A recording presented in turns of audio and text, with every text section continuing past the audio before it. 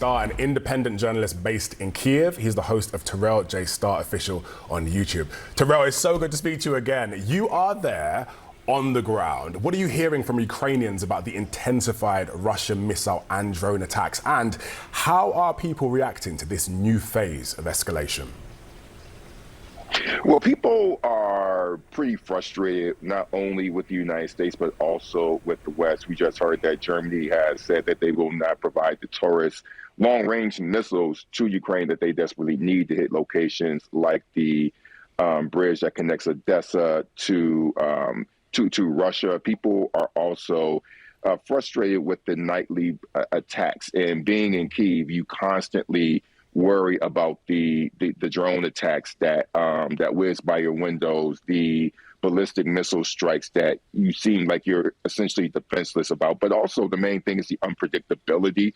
No one knows what Trump is going to say. If you really want to know what's on his mind, you go to Truth Social. You don't go to the various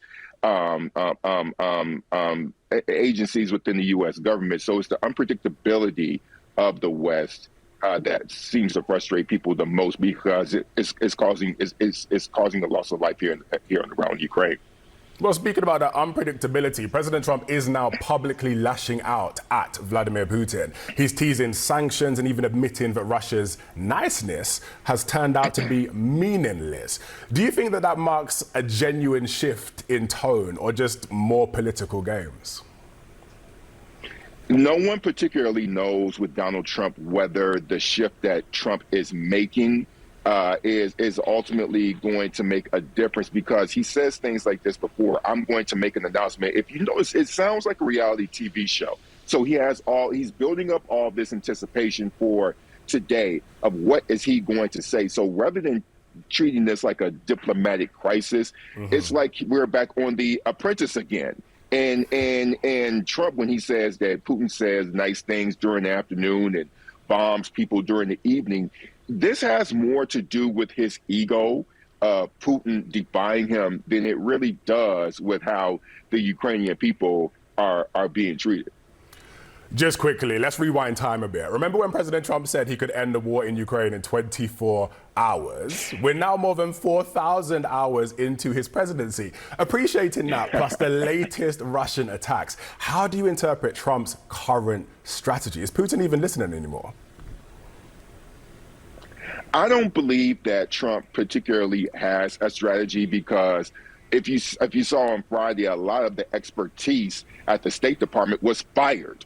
So he doesn't have keen people who really understand what's going on here. His envoy to Ukraine is a real estate guy. He doesn't have any knowledge of foreign affairs. And so we don't particularly know what Trump is thinking. Everything seems to be very impulsive. It seems like it's minute to minute. He sees something on TV and it just sparks him to say, oh, we need to do this. So it's this, again, it goes back to the issue of predictability.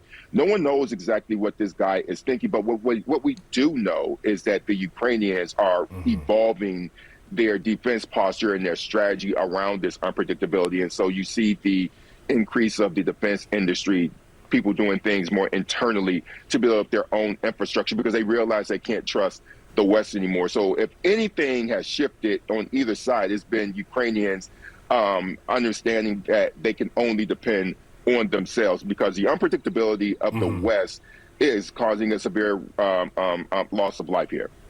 Yes, and we're going to see things change again within the next few hours. Stay safe out there. Terrell J. Starr, thank you for being with me. Appreciate it.